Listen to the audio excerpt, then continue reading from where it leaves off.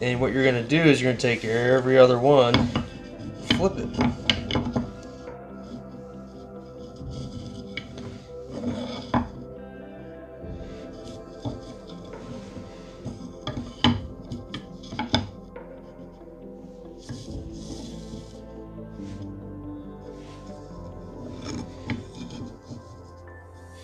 And you get this cool 3D effect to the board.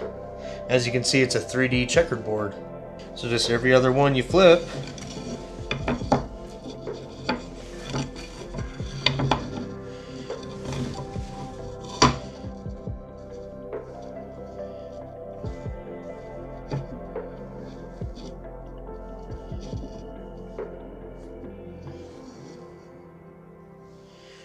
and there you have it. A cool 3D board.